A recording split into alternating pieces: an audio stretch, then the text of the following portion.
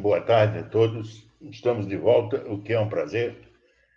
Eu até senti falta semana passada né, e na outra pela ausência desse nosso bate-papo, esse nosso live. Eu quero saber se está todo mundo recebendo, se está escutando. Alguém pode me dar uma resposta, por favor?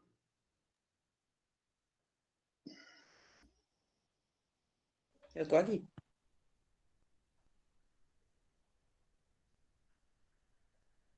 Eu estou ouvindo bem, professor. Já entrei, já estou ouvindo bem. E Obrigada. vendo também. Vendo também. Tá na tela. Urano e planeta, não é isso? Urano, o planeta. O planeta, tá certo. É, a minha visão é péssima. Bom, Obrigada. vamos começar então falando sobre o planeta. Depois nós vamos falar sobre a descoberta, mas primeiro queria mostrar um pouquinho do planeta, porque ele é muito interessante. Como nós temos tempo hoje, diferente do que a gente faz nas aulas da OBA, que a gente passa, dá uma pincelada em Urano, porque sabemos que não é objeto de perguntas tão profundas. Eu vou ousar entrar um pouquinho no planeta para que, do pouco que a humanidade sabe sobre Urano, porque ele é muito interessante, ele é estranho, é um planeta muito estranho. Dos 8 planâectas, né, estrelas errantes dos gregos, os 4 terrestres, Marte, Terra, Vênus e Mercúrio, e os 4 gigantes gasosos, Júpiter, Saturno, Urano e Netuno. Vamos nos concentrar hoje em Urano, né? Que dos gigantes gasosos, ao olhar para essa figura, assim, mas ele não é tão gigante assim. Mas compare com a Terra, ele já é bastante gigante, né? É bem um Golias ao lado de um Davi, né? Ou seja, para nós ele continua sendo gigante. Para Saturno e para Júpiter, ele é um anão, na verdade. Né? O cara que descobriu o Urano foi o William Herschel, em 1781. Na segunda parte dessa nossa conversa, nós vamos nos dedicar ao William Herschel, a sua família, a sua história. Interessante também, extremamente interessante. Ele escreveu isso quando ele descobriu Urano, se vocês estão lendo. Ele era nada conservador, ele era um sujeito muito adiante do seu tempo e ele queria quebrar com as tradições. E ele trabalhava para o rei George III da Inglaterra e ele era puxa-saco, como todo bom cientista daquela época acabava fazendo, né? O Galileu, um século e meio antes, tentou dar o nome aos 4 satélites de Júpiter com os filhos do de Médici, né? Do seu patrão. O William Herschel, que tinha sido financiado pelo rei George, depois nós vamos ver essa história na segunda parte, ele também achou por bem que o planeta que ele descobriu seria chamado de Georgian Planeta. A justificativa dele é que não tem sentido mais ficar chamando dos deuses do Olimpo. E a primeira coisa que ele veio à cabeça dele, que em qualquer tempo futuro fosse perguntado quando esse último planeta conhecido foi descoberto, seria uma resposta satisfatória dizer no reinado de Jorge III. O objeto se chamará, então, planeta georgiano, mas ele estava errado em 2 coisas. Primeiro, que as academias de ciências e a União Astronômica Inglesa não concordou com a ideia dele de acabar com os nomes grecos e colocou Urano, né, que é o céu. E outra, ele não foi o último planeta descoberto, porque quando em 1793 Pierre Simon de Laplace, o famoso Laplace, depurou os elementos orbitais da órbita de Urano, quer dizer, passado alguns anos ele conseguiu mapear muito bem a órbita e a equação da elipse então se tornou bastante confiável. O John Couch Adams, meio século depois, um pouco mais até, descobriu que havia uma perturbação nessa órbita. Ele continuou a calcular. E ele disse: essa perturbação tem mais um planeta à frente. Em 1846, o alemão Johann Gottfried Gell descobre Netuno. Então, o Herschel estava errado em não querer respeitar a tradição dos nomes gregos e místicos, né, míticos do Olímpico, e de que era o último planeta, porque não era. Tinha mais um, e hoje nós sabemos que não existe o último planeta, né? Sempre vai ter um para a gente descobrir. A imagem espetacular de Urano, quando se descobriu que ele tinha anéis, não foi aqui, mas quando se explorou os anéis, foi com o espacial Hubble em 1998, no comprimento de onda do infravermelho. Não é luz visível, isso é infravermelho. É quando eles aparecem. Se vocês olharem os eixos de rotação de cada um dos planetas do Sistema Solar, e essa imagem, como ela é antiga, ela é de 1999, essa imagem aqui de baixo, vocês veem que o Plutão ainda está classificado entre os planetas, não tinha sido detonado ainda, né? Ou foi em 2006, né? 2004. Então, reparem que as inclinações dos eixos são resultado daquele primeiro momento do Sistema Solar, do pesado bombardeamento, né? Os mais atingidos pelo aquele bombardeamento, o menos atingido foi Mercúrio, que está muito perto do Sol, pouca coisa ele atraía, né? O Sol que atraía tudo, né? Vênus virou de cabeça para baixo, de manhã paulada, a Terra, na formação da Lua, virou em um eixo para essa inclinação conhecida, Marte, por algum fator também de estar próximo de Júpiter, pelos asteroides e tudo mais, tem uma inclinação parecida com a Terra. Júpiter e Mercúrio, Júpiter, por ser muito grande, é o que menos se abalou. Saturno tem um abalo considerável. E Urano, olhem só, Urano tem 98 graus, o que significa que ele está de frente ou de costas para o Sol. O eixo dele está praticamente apontado para o Sol. Netuno 30, Plutão também tomou uma paulada, né? Maior até que a de Urano. Então, a coisa interessante que começa com esse planeta é esse fato dele ter esse eixo apontado para o Sol. Isso transforma a coisa muito estranha, o ano de Urano, né? Em 24 de janeiro de 1986, a Voyager 2 passou por Urano e as fotos maravilhosas, todo o conhecimento que nós temos dos satélites e tudo mais, são derivados dessa viagem da Voyager 2, que foi a única nave que passou perto de Urano. Então, nos mandou, né, por rádio, uma emissão, as mais espetaculares fotografias de Urano. Vejam bem, essa fotografia é espetacular do telescópio Hubble, mas é pequena, né? O telescópio Hubble ainda assim está longe de Urano, né? Muito longe. O diâmetro, 51.118 quilômetros. Eu sempre gosto de comparar com a Terra, porque nós moramos na Terra, a gente sabe o tamanho da Terra, para nós, que somos seres de metro, a Terra que é de 1.000 quilômetros, né? Que se mede em milhares de quilômetros, é para nós uma coisa gigantesca, mas imagine Urano, né? É 4 vezes o tamanho da Terra. Isso significa que ele tem um volume 64 vezes o da Terra. O volume é sempre o cubo do raio. Então, quando tem um diâmetro, ao elevar ao cubo, o volume se torna estupendamente maior, né? A massa é 14 vezes a massa da Terra, ou seja, isso já me diz uma coisa. Se ele é 64 vezes maior que a Terra, em volume, e só 14 em massa, é gás, porque a relação dá menor do que a água, né? Ou, em média, dá um pouco acima da água. O símbolo astronômico é o símbolo do Sol com a flechinha para cima. Essa parte de baixo é o símbolo do Sol, com a flechinha para cima significa Urano. É um símbolo bonitinho para o pessoal que gosta de tatuagem. Urano é bem legal. A órbita, né? Nós sabemos que as órbitas têm periélio e afélio. Afélio é o ponto da órbita em que ele é mais distante e periélio é o ponto da órbita em que ele é mais próximo, sendo a órbita uma elipse. Tenho ali desenhada a órbita da Terra e tenho desenhada a órbita de Urano, com seu eixo apontado dessa forma para o Sol, né? Reparem bem, a diferença entre o afélio e o periélio, eu botei aqui em unidades astronômicas, é melhor de ver do que esse número cabuloso aqui, né? 18 unidades astronômicas é o que ele chega mais perto e 20 é o que ele vai mais longe. Isso é muita coisa, porque, se vocês lembram, uma unidade astronômica é a distância da Terra ao Sol.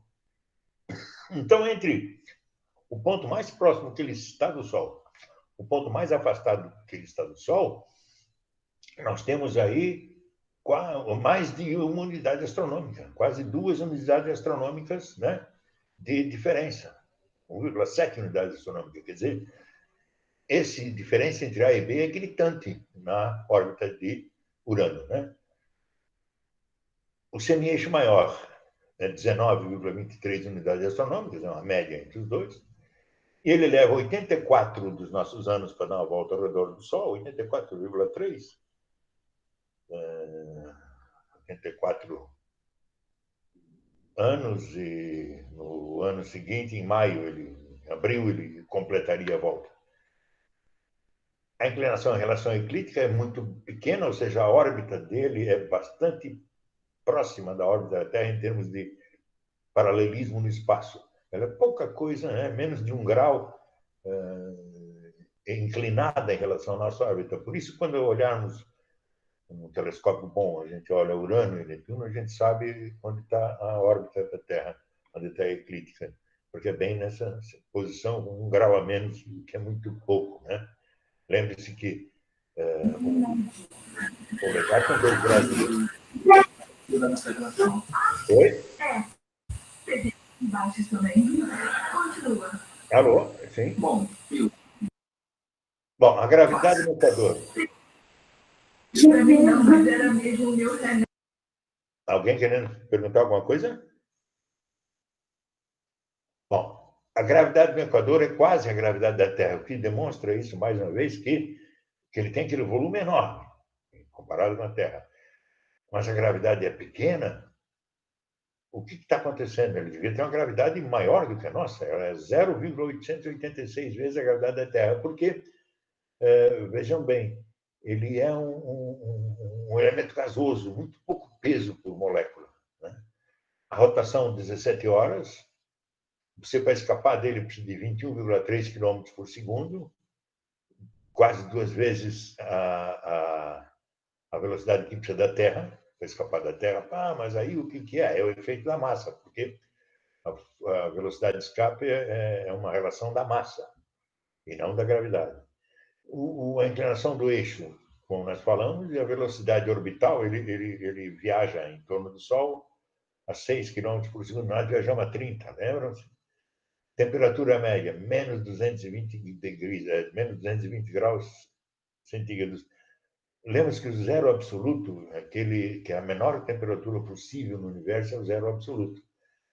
Nessa temperatura cessam o movimento das moléculas. Então, é a menor temperatura do universo possível, né? É o menor movimento do universo possível.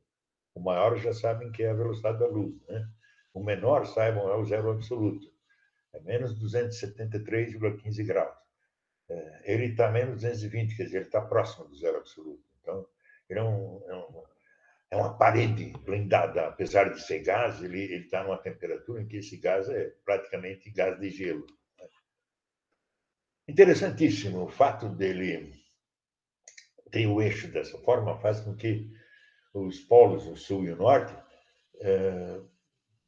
permaneçam 21 anos dia, 21 anos noite, 21 anos dia, 21 anos noite, para completar os 80 e tantos. Né? Então, vejam, 1965, 1986, 2007 e 2028. Né? Agora, de 2007 a 2028, são 21 anos, né? E o Polo Sul vai ficar virado para fora do Sol. Quer dizer, quem mora no Polo Sul de Urano vai estar frio, viu? Pessoas que estão com frio aí.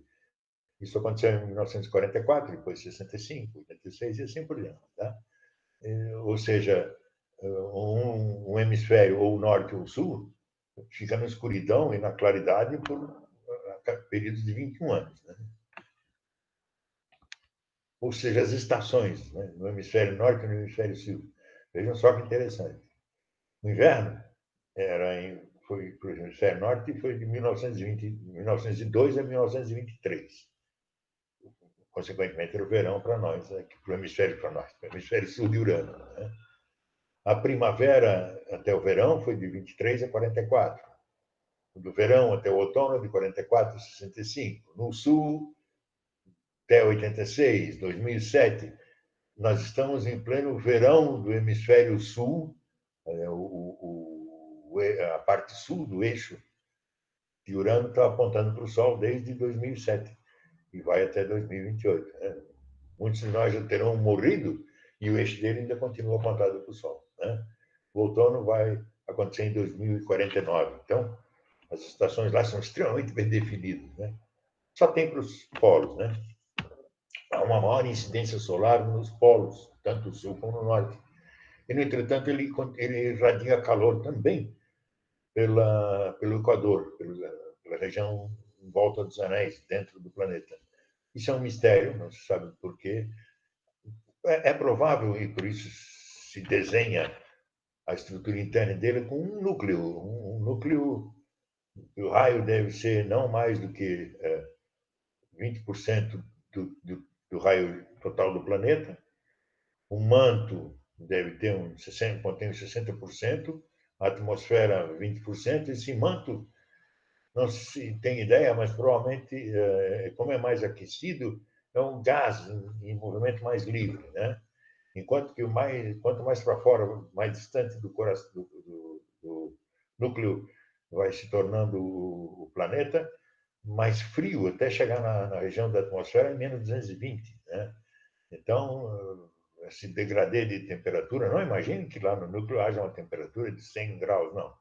Não se tem ideia, mas por ser ele pequeno, comprimido por toda a massa em sua volta, ele aquece. Né? E esse aquecimento pode ser que faça no Equador sair um pouco de infravermelho também.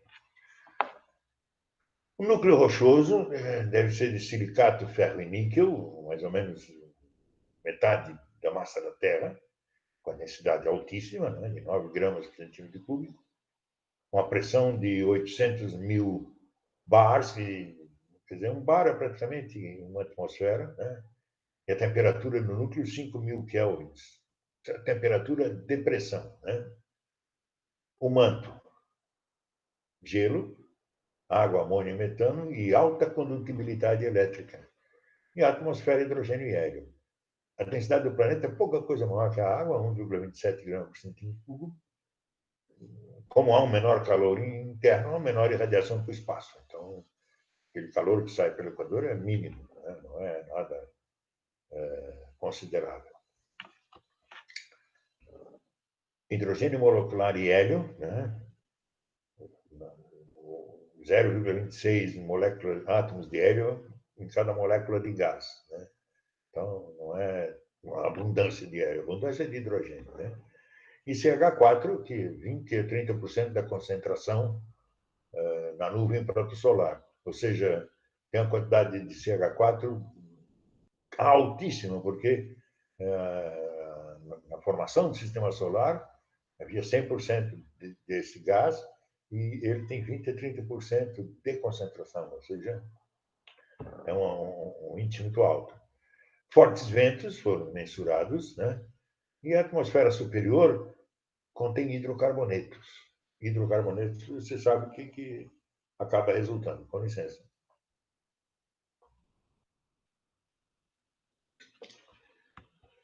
Bom, esses ventos nos polos variam muitíssimo. Aqui é um gráfico mostrando a variação da velocidade de vento em metros por segundo, né? No polo sul do planeta, visto ali em luz visível e infravermelho, né? Os diferentes métodos de medição, a curva que se conseguiu foi essa, ou seja, os ventos, quanto mais perto do polo, muito mais intensos, mas muito mesmo. Né? Então, é um fenômeno interessante também. Os ventos que na Terra eles costumam ser fortíssimos perto do Equador, né, entre os trópicos, que é quando ocorrem ciclones, tornados e outros elementos, aquele que nos pegou aqui, né? Nós estamos só a 27 graus do Equador, nós estamos próximos do Equador. Nos polos não acontece esse fenômeno, né? Na Terra lá também. Lá é o contrário, lá acontece nos polos e não no Equador. Né? Muito interessante, é bom demorar. Na nossa latitude é bom demorar em Urano, não tem vento forte. Há manchas, ele apresenta fenômeno de manchas, ele tem uma mancha escura que É uma tempestade, provavelmente. Em 2005 havia um colar no norte, no hemisfério norte dele, né? E em 1986 esse colar estava no hemisfério sul. Tudo isso produzido por aqueles eventos fortíssimos, né? Que emanam do polo em direção ao Equador. O Equador são mais fracos. Então, ele apresenta algumas interessantes conotações, semelhantes até ao Júpiter, mas de caráter bem particular, porque em Júpiter os ventos são fortíssimos no Equador, e nele não. Anéis. Ele tem 11 anéis, e o Hubble telescópio descobriu dois mais distantes, mais tarde, né? São compostos de partículas de milímetros até centímetros, produto de choque de pequenos corpos atraídos por ele, na formação do planeta, lá no início, né, do bombardeamento pesado. E esses anéis são de pequena espessura, enquanto os de Saturno são visíveis da Terra por serem bastante grossos, esses aqui têm menos de 3 quilômetros, então não são visíveis da Terra. Foram vistos pela primeira vez pela Voyager, né, que fotografou contra o Sol. Depois, só o telescópio espacial, no infravermelho, consegue resolver os anéis de Urano. Campo magnético, outra situação interessante. O polo magnético dele é defasado 1/3 de raio do núcleo do planeta, que passa por aqui, não passa pelo núcleo, e 59 graus de declinação magnética em relação ao eixo de rotação geográfico, o eixo de rotação real do planeta. O campo magnético aqui, por exemplo, em Florianópolis, a declinação magnética esse ano é 18, 19 graus. Que assim, repere, as nossas bússolas dão uma boa ideia do norte. Uma bússola em Urano não daria, em hipótese alguma, se você seguisse a bússola, você não ia acabar no norte, você ia acabar no oeste. Né? Campo assimétrico. No sul, ele tem 10 vezes a intensidade da Terra. No norte, 110 vezes. Então, esse lado aqui é extremamente forte, o campo magnético, e nesse lado é extremamente fraco. Ninguém tem ideia. Netuno é também semelhante. A hipótese típico de planeta muito frio, gerados na atmosfera, ou seja, a geração eletromagnética se faz na atmosfera e não no núcleo.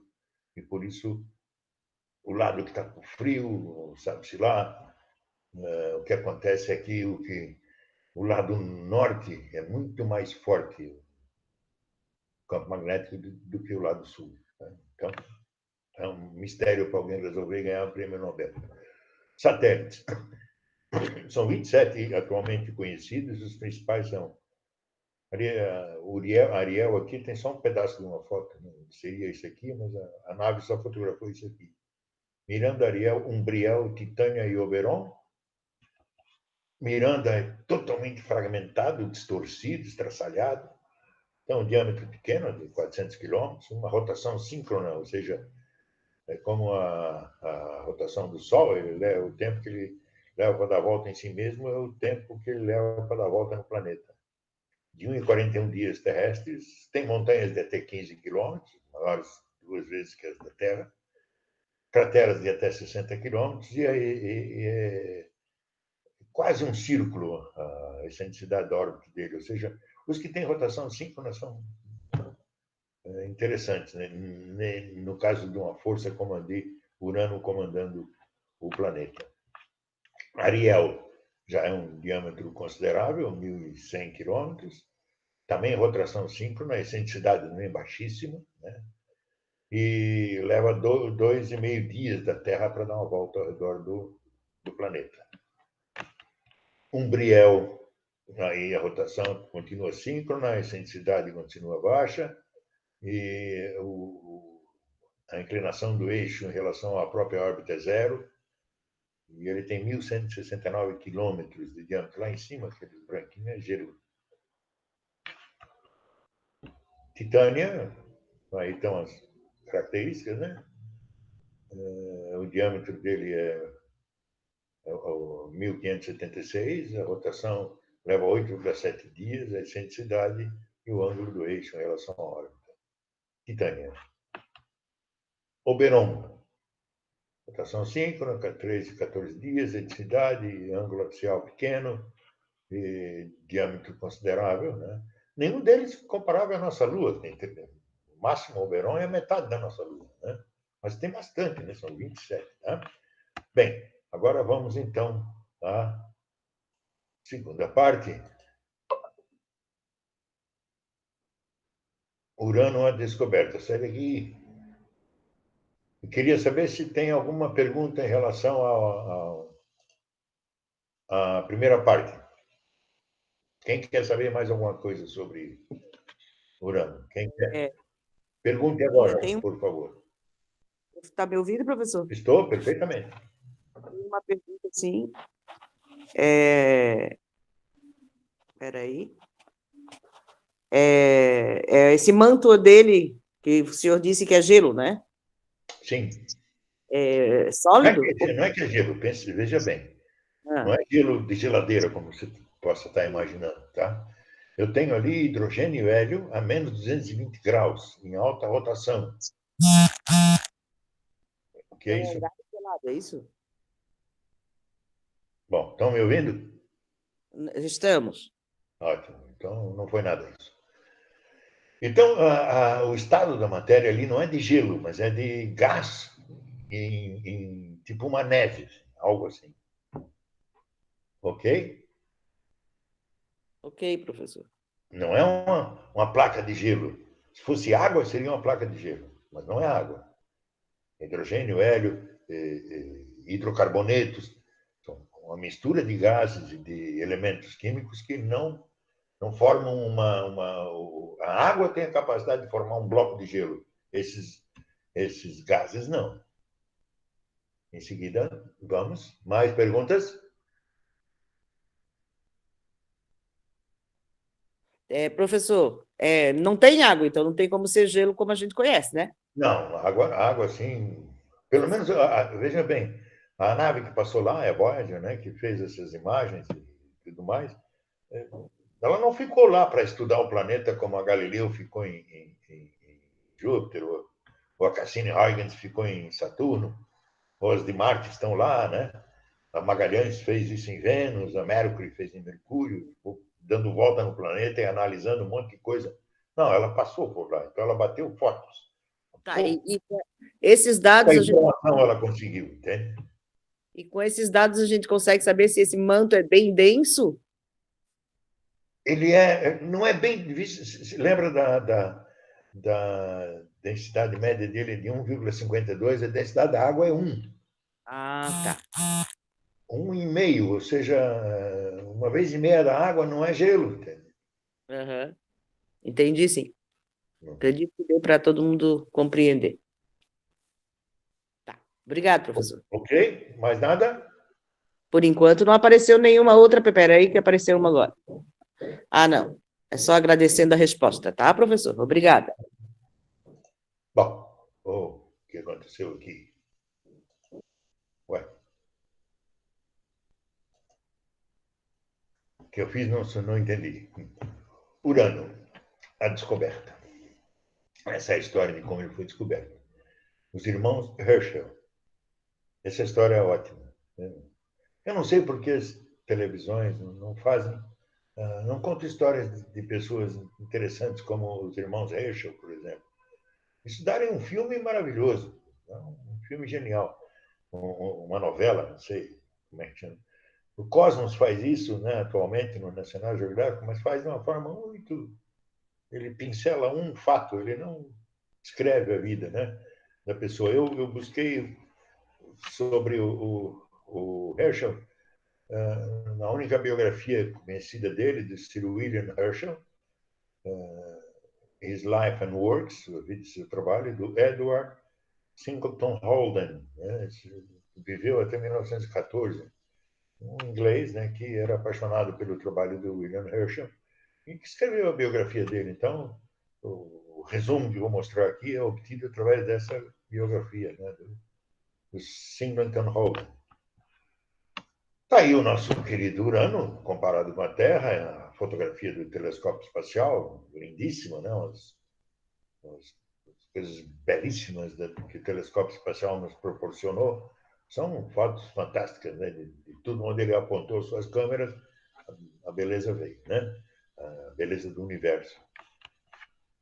Hannover, 15 de novembro de 1738. Hannover fica aqui ao norte da Alemanha, né?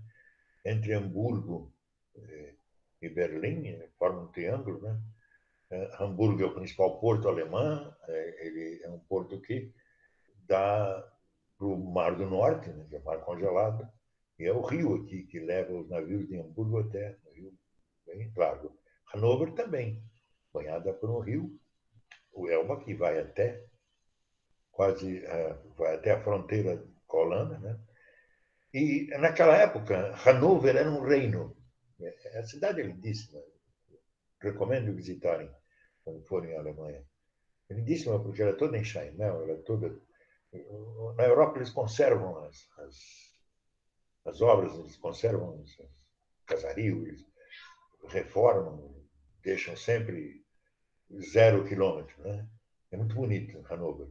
E foi lá que nasceu o Frederick William Herschel. William, né? Frederick William Herschel. Vejam bem, ele é alemão. 15 de novembro de 1738. E ele vai morrer em Slough, na Pântano, né, em português, no Reino Unido, em 25 de agosto de 1822, um pouco antes da nossa independência. Slough é uma das cidades satélites de Londres, né? Londres, uma região pantanosa, e tem Slough, cujo nome é Pântano.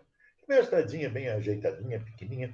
Seria assim São José, ou Biguaçu, Antônio Carlos, esse tipo de cidade em relação a Florianópolis seria Slough em relação a Londres. E, claro, Londres tem 20 milhões de habitantes, a proporção é outra, né? Uma guerra muito interessante aconteceu entre 1756 e 1763, chamada Guerra dos 7 Anos, porque durou 7 anos, em que a França se juntou à Rússia, que se juntou à Suécia, que se juntou à Espanha, que se juntou à Saxônia, que era um reino, e ao reino de Habsburgo, e guerrearam com Inglaterra, que se juntou com Portugal, com Prússia e com o reino de Hanover, lá onde estava o nosso amigo William Herschel, né? Já um rapaz, já um homem, pois ele havia nascido em 1738 e nós já estamos aqui em 1756, né? Então, calculem a idade dele, faz parte do aprendizado. Ele era filho do Isaac Herschel. O Herschel e o pai dele era o oboísta da banda militar de Hanover. Era interessante, os caras que, quando iam para a batalha, a banda militar ia atrás da tropa, tocando música para incentivar na guerra, né? E 2 filhos do Isaac, ao todo ele teve 10 filhos, naquela época é comum isso, né? William e Jacob tocavam na banda militar, eles estudavam música com o pai e com o maestro da banda, né? William tocava oboé, violino, cravo e órgão. O oboé é esse instrumento aqui, é quase parecido com uma flauta, né? Mas tem um som típico, muito bonito. Eu conheço oboé, já ouvi músicas com oboístas tocando, né? E ele tocava, além disso, o violino, cravo e órgão. Era um belo músico, mas era militar, tanto o William quanto o Jacob, né? Como a guerra teve uma batalha decisiva de Rastenbeck. Rastenbeck é uma cidadezinha aqui na Alemanha, bem perto de Hannover. Hoje é um pequeno vilarejo agrícola, né? Hannover apanhou e o Isaac passou a mão nos filhos e disse: vão embora para a Inglaterra, nós somos aliados da Inglaterra, vão para a Inglaterra porque aqui vocês vão ser presos e tal e coisa. Eu estou muito velho, não vou prender. E os 2 filhos, o William e o Jacob, foram mandados embora para a Inglaterra, né? Então, o primeiro lugar que ele chega, em 1761, ele e o irmão dele, né, é em Sunderland. Né? Sunderland é um porto. Assim. Aqui nós temos uma visão do porto de Sunderland, porto no norte da Inglaterra, bem distante de Londres, né, bem ao norte. Né? E ali ele foi ser o primeiro violino da orquestra de Charles Avison, orquestra que tocava nos bailes, no teatro, etc. Naquela época, né, no final do século XVIII, início do século, quase do século XIX, não, ainda faltavam 39 anos, 40 anos do século XIX, a diversão das pessoas era ir à ópera, ao teatro, era ir, a música era tocada nos saraus, então a música fazia parte da vida das pessoas, muito mais do que hoje em dia, né? Hoje ela ocupa uma fatiazinha, mas na época, como não havia muita coisa para se fazer, então a música ela reinava absoluta, né? Depois, mais tarde, ele se transfere para Halifax, ele arrumou um emprego melhor. O interessante é que o irmão dele ia junto, né? O irmão dele também era músico, né? E ele passou a ser organista da igreja São João Batista. Aqui, uma vista de Halifax, é um lugar pequeno, ainda é pequeno, né? Mas ele saiu do litoral, de Sunderland, né? E veio aqui para Halifax, né? Eu estive perto de Halifax, não estive em Halifax, mas estive perto. Então, uma paisagem bem plana, bem bonita, né? O céu não é escuro como o de Londres, não é chovendo como o de Londres, é um lugar interessante de se conhecer. O músico, a primeira coisa que ele fez quando chegou na Inglaterra foi adotar um nome em inglês. Então, ele era Frederick William e ele só trocou para William, né? Então, ficou Frederick, porque o Frederick em inglês também é Frederick, William Herschel. E William que virou William, né? O William está me escutando, William? O William está em linha? Sim, professor, ele está sem, só está sem microfone, mas ele está escutando. Tem microfone. Então, diga para ele que. Eu não sei como tirar isso aqui agora. Opa, opa. Eu já vou recuperar. Consegui fazer o impossível. Ele está dizendo aqui, professor, que está escutando, sim, e que esse Herschel era inteligente e tinha um nome bonito. Está se achando já. Diga para ele que o nome dele vem de William. Vem do alemão, o nome dele. William é um nome em inglês derivado do alemão. Bom, ótimo. Vamos continuar. Achei de novo. Eu tinha inadvertidamente apagado a palestra. Ele compõe 24 sinfonias, 6 foram executadas e gravadas pela London Mozart Players em 2002. Eu até procurei e escutei uma delas. Sinfonias, né? Quem gosta de música erudita, vale a pena escutar. Então, quem quiser anotar aí, ó, London Mozart Players, em 2002, peça para escutar uma das sinfonias do Frederick William Herschel. Ou seja, além do cara descobrir um planeta, ele também compunha. Né? É muito interessante. Ele vai morar em. Vocês conhecem, sabem o que é isso aqui? Isso aqui é na Inglaterra, é uma cidade. Que a Inglaterra ela foi dominada há muito tempo pelo Império Romano. Né? O Londres é London, Londinum, que era o nome do primeiro conquistador que fincou pé em Londres. Londres foi fundada pelos romanos. Né? O nome dele era Londinum. E aí virou Londres. London, né? Londres para nós, em português.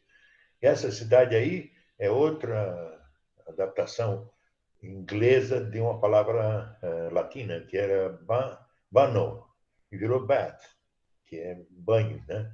Porque é uma estação de água termais que tem na Inglaterra e que os romanos ocuparam, como os romanos adoravam o banho público, né? Aquela história de ficar deitado na água quente. Isso aí, inclusive, é uma relíquia. Essa construção que tem em Bath é o que sobrou de um desses banheiros públicos alemães, lindíssimo, por sinal. Mas o nosso amigo William Herschel, né, vai trabalhar, vai ser organista da capela octogonal, uma capela que tem 8 lados, aqui a parte interna dela, muito interessante, com seus trou, né? Aqui as 8 paredes, né? Refletindo as 8 paredes. Fica mais ou menos a mesma latitude de Londres. Aqui, Betsy, ele vai ser o organista dessa capela. Sempre procurando melhores salários e conseguindo. Né? Até agora, ele é só músico. Aí ele leu William Emerson, entre 1701 e 1782, era um filósofo natural, não existia assim, engenheiro, isso e aquilo, não. As pessoas que se dedicavam a estudar o mundo, estudavam de tudo. Por exemplo, esse Herschel ele se meteu em trigonometria, ótica e mecânica. Ele queria saber como funcionavam os animais, quais as forças envolvidas no voo, no trotar do cavalo, porque né, nas polias, etc. e tal, né? Porque eram os elementos da época, né? O que eles usavam era a força animal, era pescar, o voo do pássaro os intrigava, uma lula os deixava completamente embevecidos, né? E como reproduzir a natureza em equipamentos feitos pelos humanos. William Emerson, foi um dos caras que mais escreveu e desenhou sobre isso, né? Escreveu trigonometria, matemática, né? Escreveu ótica, como os espelhos, como funcionam, e mecânica, que são esses princípios aqui. O Herschel leu, se impressionou com o Emerson e leu um outro livro do Robert Smith, que era um livro que ensinava como construir um telescópio. Ele não teve dúvida. Olha o telescópio que ele construiu. Perdão.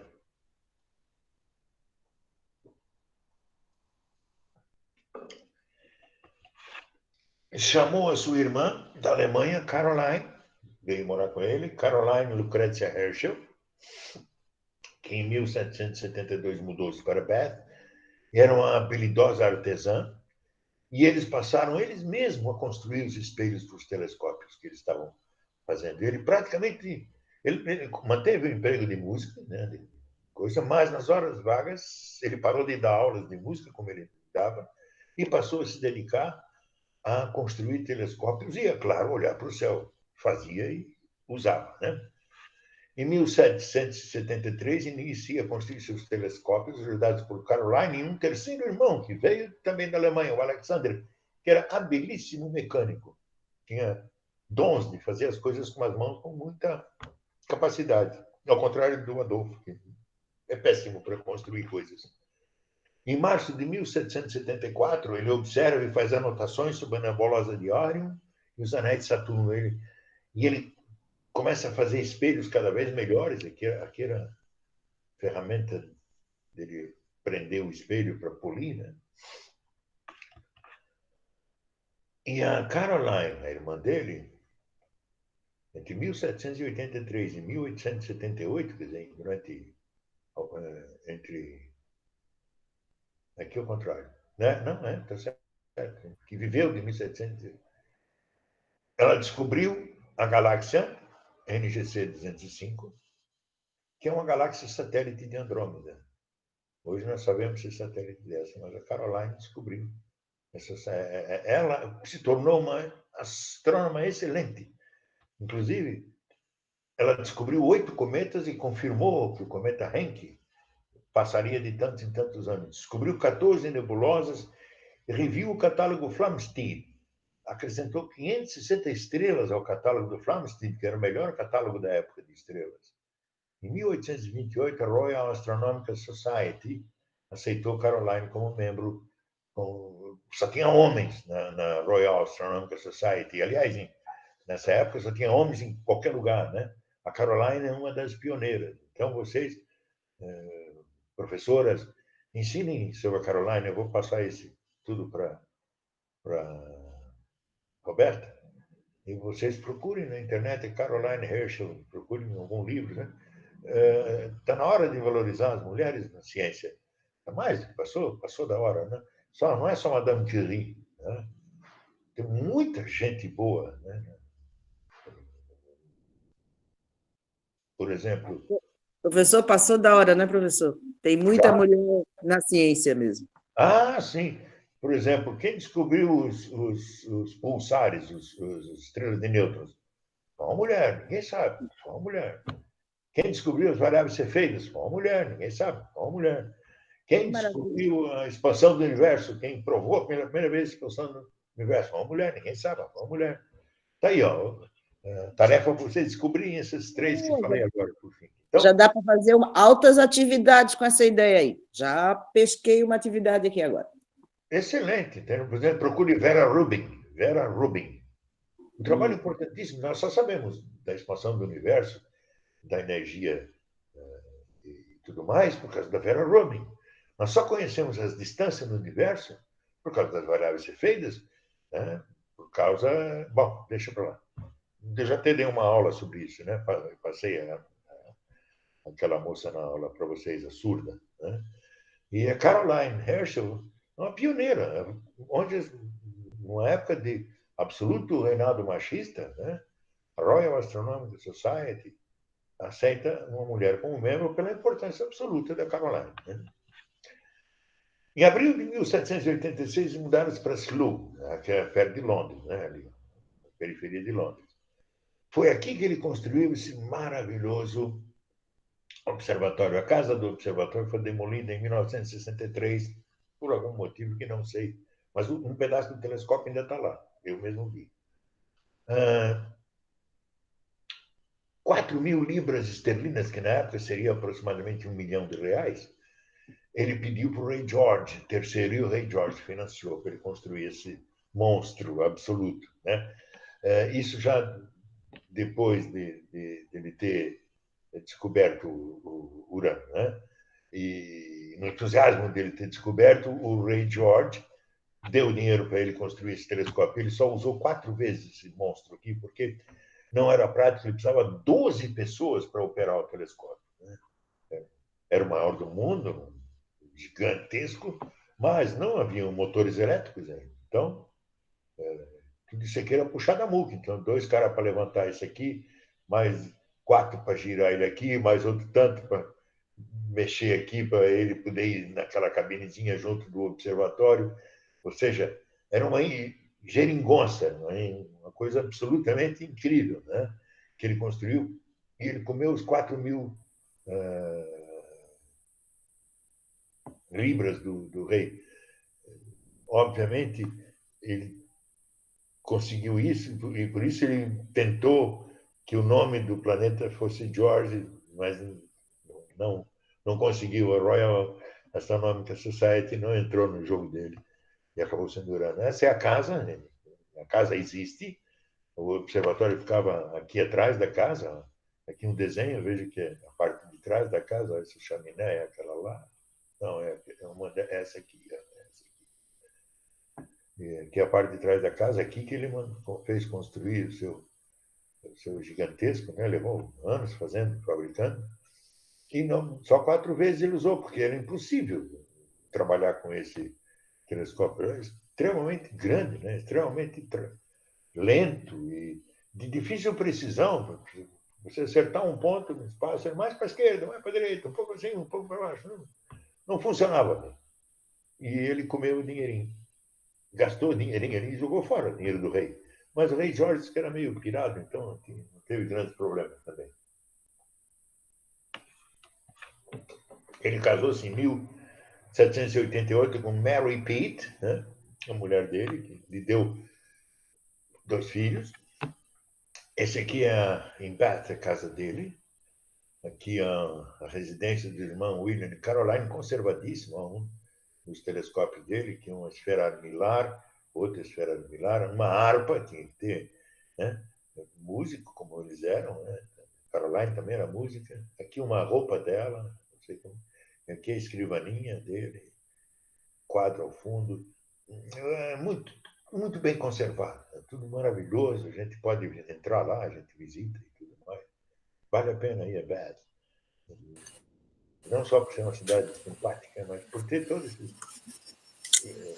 encantos astronômicos, para mim, pelo menos, né? Óbvio. Né? Alguns amigos dele, Neville Maskelyne, que frequentava a casa do Herschel, era um professor e astrônomo famoso da Inglaterra, assim como o médico e físico William Watson, que convidou Herschel para a Bath Philosophical Society. E ele aceitou e começou a fazer parte dessa elite pensante inglesa, e daí que ele surgiu para o mundo, né? Não só por ter descoberto o urânio, mas também por participar frequentemente desses debates científicos e ser uma expressão, uma pessoa de ponta, né? Utilizando um telescópio de 160 milímetros e 2.100 milímetros de foco, mais ou menos do tamanho do telescópio que o Colégio Erundina tem, mais ou menos isso, não me lembro se o diâmetro é maior que 160, não. Talvez pouca coisa. Ele conseguiu catalogar 269 sistemas em 1782, 434 em 1784 e 145 em 1821. Sistemas binários, sistemas de estrelas gravitacionalmente ligadas uma à outra. A turma não achava que existisse. Eles achavam, não, isso é tudo ilusão de ótica. Mas ele provou que não. Do reverendo John Mitchell, ele adquiriu esse refletor de 10 polegadas, 25 milímetros, é um bom diâmetro, em 1797, e refez todas as observações das duplas, né, que ele tinha feito naqueles 3 catálogos anteriores. Pelo desvio de paralaxe, vocês lembram do desvio de paralaxe, a história de calcular a distância da estrela, né, observada da Terra desde que seja próxima, né?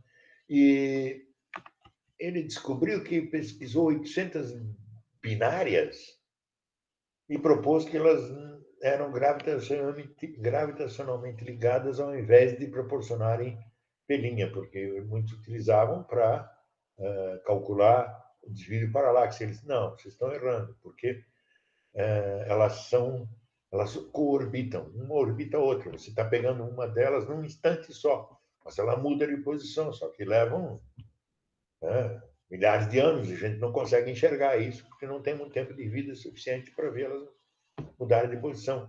E ele propôs, olha, elas são gravitacionalmente ligadas. Bom, em 1802, ele publicou o catálogo das 500 novas nebulosas, estrelas nebulosas, nebulosas planetárias e aglomerados de estrelas com observações sobre a construção dos céus. E ele escreveu nesse livro. Esse aqui é o título do que ele publicou, em Catálogo de 500 novas nebulosas, estrelas, nebulosas planetárias, aglomerados de estrelas, ponto vírgula, com observações sobre a construção do céu. O título é isso aqui, o título que ele publicou. As duplas, num dos capítulos dizia, as duplas são sistemas siderais binários orbitando sob interesse mútuo, ou seja, gravitacionalmente ligadas. Ele acreditava que o Newton tinha descoberto a força gravitacional funcionava nas estrelas também. As pessoas achavam que não, mas ele mostrou que sim. Em 1803, Herschel publicou, olha, eu acho ótimo os livros, né, que ele publicava o nome dos livros, né? Conta das mudanças que aconteceram durante os últimos 25 anos na relativa situação das estrelas duplas, com uma investigação da causa à questão dos vídeos. Ele ratifica a ideia de sistemas binários. Ele foi o primeiro astrônomo a dizer, olha, por exemplo, ali na Alfa do Centauro, aquele sistema ali é binário. Ele botou o telescópio e separou em duas. Ele disse, olha, isso é binário. As duas estão uma orbitando a outra. Na verdade, nós sabemos que são 3 hoje em dia. Ele não teve condição de descobrir a terceira, porque a terceira foi descoberta por radiotelescópio, não por luz visível, que é uma anã vermelha muito pequena. Então, ele tinha esse insight no século XIX, começo do século XIX, 1802, 1803, ele tinha esse insight de que muitas das duplas são sistemas gravitacionalmente interligados. Enquanto a maioria dos astrônomos dizia, não, isso é ilusão de ótica tua, aquela outra ali não faz parte dela e tal. E ele descobriu isso, quer dizer, não só o planeta ele descobriu coisas importantíssimas, como com esse sistema binário ratificado, as distâncias de muitas estrelas que tinham sido calculadas por paralaxe, achando que aquela estrela do fundo era do fundo e não fazia parte dessa primeira, estavam erradas. Então, ele consegue desmistificar isso e mostrar que tinha muito erro acontecendo nas observações astronômicas. Ele e a Caroline, né? Ela também publicava essas nebulosas, objetos difusos, né? Aqui uma descoberta em fevereiro de 1788. Claro, a fotografia é do telescópio espacial, não é nada com o telescópio dele, ele viu uma manchinha, né? Entre 1708 e 1802, ele catalogou 2.400 objetos difusos, com aquele refletor de 30 centímetros, um foco de 610, um refletor pequeno, de foco pequeno, de espelho bom, 30 centímetros é um espelho bom, né? Que captura muita luz, né? E ele conseguiu capturar 2.400 objetos que ele chamou de difusos, ou nebulosas. Eles não sabiam que eram galáxias. Quem vai descobrir que são galáxias é Edwin Hubble, no século XX. Né? Catálogo 1000 novas nebulosas e aglomerados de estrelas, ele publicou em 1786. Olha que interessante. Catálogo de uma segunda 1000 novas nebulosas e aglomerados de estrelas, em 1789. E o catálogo de 500 novas nebulosas em 1802. Ou seja, ele descobriu catálogo, ele descobriu nebulosa que não acaba mais. Ele passava as noites descobrindo nebulosa, porque ele não pensava que pudesse haver um outro planeta além da órbita de Urano. E nós vimos que depois o Gale, o alemão Gale, com os cálculos do Adams e do Leverrier, um francês, consegue descobrir Netuno. Né? Ele classificou as nebulosas de uma forma muito interessante. As brilhantes, as fracas, as muito fracas, as planetárias, as muito grandes, aglomerados muito compridos, ricos de estrelas, ótimo isso, né? Aglomerados compridos de pequenas e grandes estrelas, fracas e brilhantes, e aglomerados de estrelas grosseiramente dispersas. Ele estava vendo galáxias e não sabia o que estava vendo. Né? Segundo ele, a Via Láctea era de formato meio tubular, assim, e tinha essa aparência. Ele errou profundamente na Via Láctea, óbvio. Ele não teve noção do que se tratava. Né? John Dyer publicou o Catálogo Geral de Nebulosas, objetos de William Herschel, Caroline e John Herschel. John Herschel é o filho do William Herschel, que vai sucedê-lo, que é esse aqui. Esse é o John, filho do William. Assim como os Cassini, que foi o avô, o filho e o neto, foram todos as 3 gerações, as 2 gerações foram diretores do Observatório de Paris, inclusive o segundo Cassini, ele foi poupado na Revolução Francesa, né? A maioria dos servos que serviam aos reis foram decapitados, mas os cientistas, os revolucionários franceses tiveram a genial ideia de não decapitar, não, deixa os caras trabalhando. E o Cassini o filho dele é um sobrevivente da Revolução Francesa. Assim, o Herschel também, além da irmã, tem um filho e o neto que vão sucedê-lo. O filho, John Herschel, é o primeiro a conseguir uma fotografia do céu. Aqui o telescópio, construído em Slough, pronto em 1789, diâmetro de 1,26 metros, naquela casa que a gente viu antes, né? E financiado pelo rei George, 4.000 libras. Né? O rei foi visitar, foi especialmente visitar, mas ele teve que desistir de usar. Né? E o que ele descobriu, na verdade, o Urano foi com esse aqui, um diâmetro de 47 centímetros, foco 6,10 metros, 610 centímetros. Né? Ou seja, é um telescópio potente, bastante grande, mas factível de 2 pessoas trabalharem com ele. Precisava um para ficar. A Caroline, às vezes ficava na anotação, às vezes ficava no comando da posição do telescópio, ficava mais para a direita, para a esquerda. Eles tinham uma maneira de trabalhar juntos, que era muito salutar. Não tem notícia se ela casou, teve filhos, etc. Isso não diz na biografia dele. Ele, sim, teve filhos. Né? Ele também pesquisou as manchas solares. Né? Ele, nessa época aqui, do mínimo de Dalton, ele pesquisou as manchas. Né? E foi muito interessante. Né? Ele não descobriu o ciclo de 11 anos, mas Como houve 5 períodos de baixa do preço do trigo, ele relacionou que tinha a ver com as manchas solares, porque as manchas estavam no mínimo, né? Então o sol estava com pouca atividade e ele achava que o trigo dava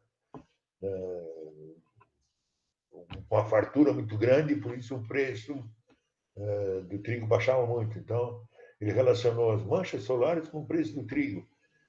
Realmente interessante, mas não, claro, não tem nada a ver uma coisa com a outra, né? Os ciclos de 11 anos do Sol, eles comandam. Bom, isso. A gente pode até um dia fazer uma aulinha sobre isso, o que acontece, né? Ele descobre o infravermelho com um termômetro. Vejam quanta coisa esse cara descobriu.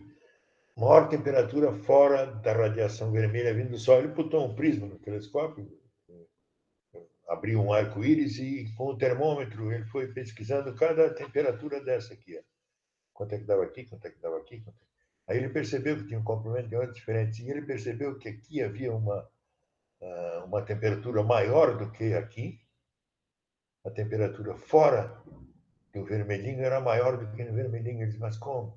Se aqui fora estava mais frio, por que a temperatura aqui estava mais quente? Foi quando ele descobriu que existia uma radiação chamada infravermelha, que os nossos olhos não enxergam. E é interessante, ele não foi para o outro lado para ver o ultravioleta. Ele não foi, ele só descobriu essa do lado de cá. Em 3 de março de 1781, ao procurar estrelas duplas, que era o negócio dele, né? Encontrou um pequeno disco azul. Primeiro ele pensou que era um cometa. Ele anotou lá, chamou a Caroline e disse, é um cometa. Anota aí que nós descobrimos mais um cometa. Com esse bichinho aqui. Era a primeira vez que ele fez essa observação. Depois ele usou aquele grande lá fora. Um amigo dele, um astrônomo também, o Anders Lexell, sugeriu se tratar de um objeto com órbita planetária. Eles começaram a acompanhar. Ele disse, olha, isso aí é um planeta. O Herschel aceitou e denominou Georgiano, que é aquela história, né?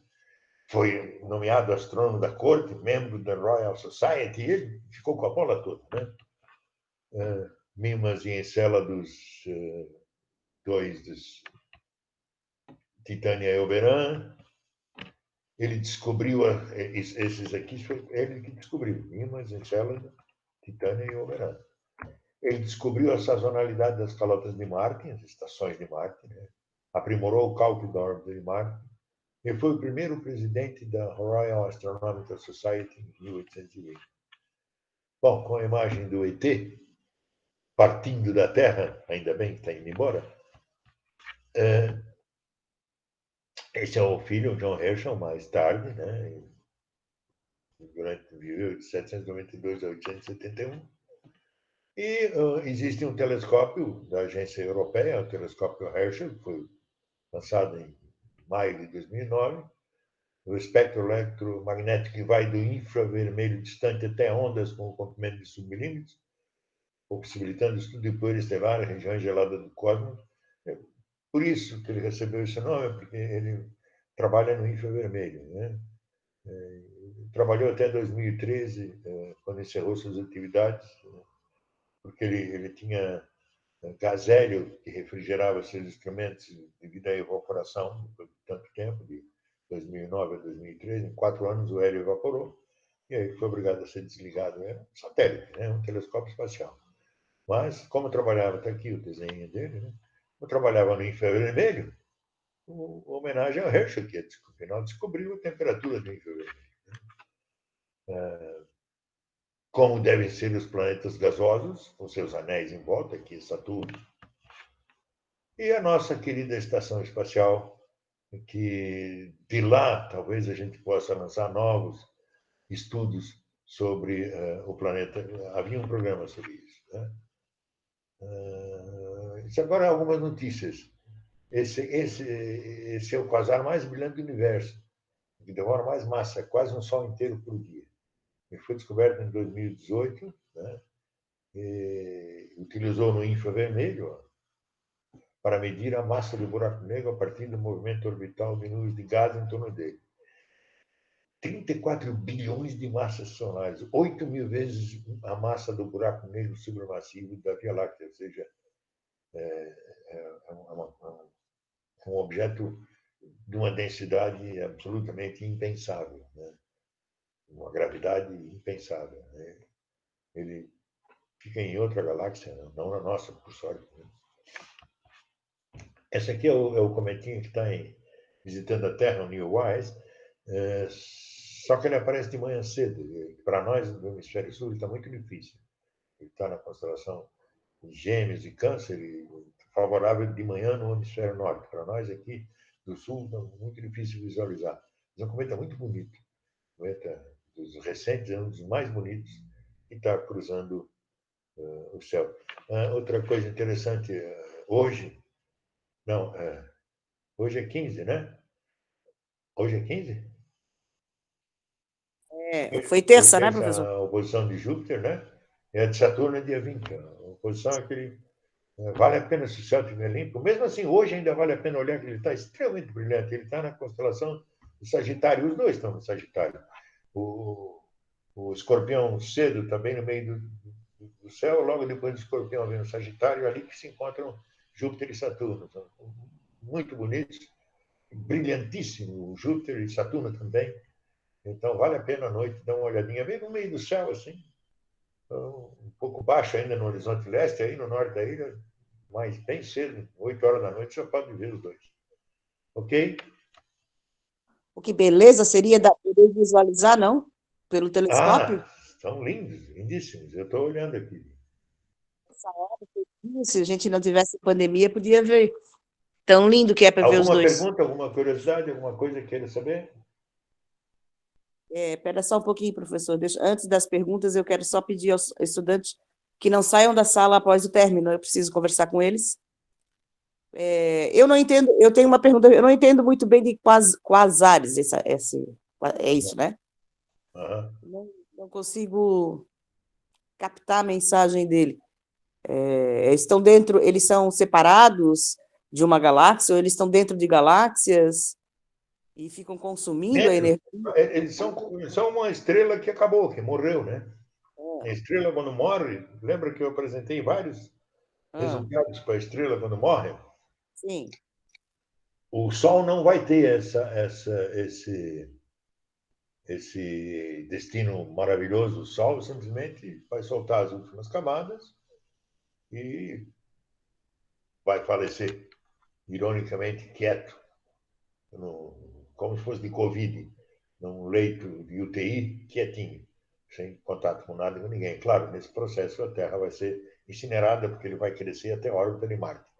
Mas existem estrelas cuja massa ou composições de binárias, quaternárias, ternárias, que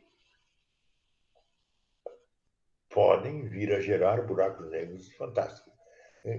Centro de galáxias, onde a distância entre estrelas é muito menor do que aqui, onde nós estamos, na periferia, podem provavelmente conter buracos negros incrivelmente massivos, que é o caso desse que nós vimos ali. O quasar significa quase estar, quer dizer, quase estrela. Porque nos primeiros avistamentos de núcleos de galáxias, o buraco negro não se vê. Mas quando ele está sugando o material de uma estrela que inadvertidamente se aproximou do horizonte de eventos, na sua órbita, por exemplo, se o Sol fosse um buraco negro, a Terra não ia ser tragada pelo Sol, mas Mercúrio sim. Compreende?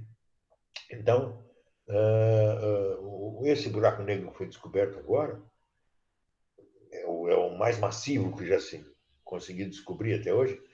O quasar é o fato de que, quando ele está tragando aquela estrela, existe um momento em que ele está puxando aquele material, que o material rebate na periferia e ele emite em raio-x e ondas de rádio, principalmente esses dois, raio-x e ondas de rádio, emitem feixes brilhantíssimos, tão brilhantes como nada existe para comparar. São os quasares, porque só por algum tempo ele faz aquilo, solta aquele brilho e para. Ele não fica soltando aquilo muito tempo. E aí não dá, nunca deu tempo de uma análise mais profunda, né, do que seria aquilo. E até que hoje se sabe que provavelmente é resultado dessa absorção de massa pelo buraco negro. Isso é um quasar. Né? Ou seja, o quasar ele existe às vezes, né? Não é o tempo todo. Agora Não consegui, se repete. Oi? agora consegui entender. Entendeu? O quasar é um momento da coisa. É porque eles não sabiam do que se tratava. Ele tem o brilho de quase uma estrela. Daí eles andam quasar, quase está. Ficou isso. Eu Muitos me nomes lembro, são assim, inapropriados até, né? eu me lembro que, como se fosse ontem, eu estava uns 10, 12 anos atrás numa escola e tinha uma gincana, e uma parte da gincana era explicar os quasares. E a gente pesquisou muito, naquela época não tinha muita facilidade com o Google, essas coisas, né? Você tinha Uhum. livro. E a escola era pobre de livros, mas a gente foi tentando explicar o que seria, mas mesmo assim eu ainda não fiquei convencida, né? Agora ficou fácil de entender. Existe uma pergunta aqui no chat, professor. Dale. Quem deu o nome do Urano ao planeta? A Royal Astronomical Society. Lembra Entendi. aqui, ó? Deixa eu ver se eu acho aqui. Ah, Não foi, então, o quem não, descobriu, foi. ele queria dar a George, lembra? Ah, sim. Mas é no outro. Não, não está aqui. Mas lembra que eu falei, que eu mostrei que ele queria dar George, planeta George, mas a Royal Astronomical Society, ele foi o primeiro presidente, porque ela não tinha presidente até quando ele assumiu. Mas a Royal disse: não, vamos seguir a tradição, vamos usar os nomes da mitologia grega e acabou sendo Urano mesmo. Não sei se aqui. Não, Por em todo por caso. enquanto, aqui no chat não tem nenhuma outra pergunta, mas tem uma sugestão aqui de que, quem sabe, na próxima aula, a gente não proponha a história das mulheres na astronomia, professor. O senhor que sabe tanto delas. Gostaria, se eu soubesse mais, eu tinha um monte de conhecimento, mas não tenho. Eu não sei, eu não tenho nada disso pronto, Roberta. Hum, É muito pouca coisa que tem pinceladas. Eu posso, é, não para agora, para a próxima semana. tá. Próxima semana eu vou pensar num tema que eu já tenha, mas aí eu começo a preparar. Aí Ok. demora 2, 3 semanas até eu conseguir, porque eu A não gente vou sabe fazer que demanda, uma pesquisa tão rápida assim, porque exato, demanda eu tenho que pesquisa. pesquisar em muitos livros, né? Para Tá, depois ir para a internet. tá Tá? certo. Ou as mulheres na astronomia, ou as mulheres na ciência, eu posso fazer isso. Pode, Mas pode, vai pode. demorar um pouco. Agora, para a semana que vem, deixe-me procurar aqui alguma coisa interessante, Certo. que aí eu passo para vocês. Quer que eu passe essas 2 aulas no e-mail para ti, né? Com certeza, professor. Muito obrigada, viu? Estava com saudade das nossas aulas. Então tá bom. Tá bom? Mais alguma coisa? Por enquanto, no chat, ainda não. Tem aqui que está elogiando a sua aula, que estava muito bom. Tá? O William É. está com saudade? Tá certo? Lhe agradeço muito, professor. Tá bom, então. Até para a semana. Tá.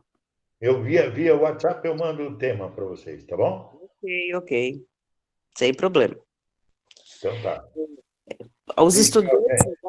eu peço que os estudantes fiquem, tá? Para eu conversar um pouquinho com vocês.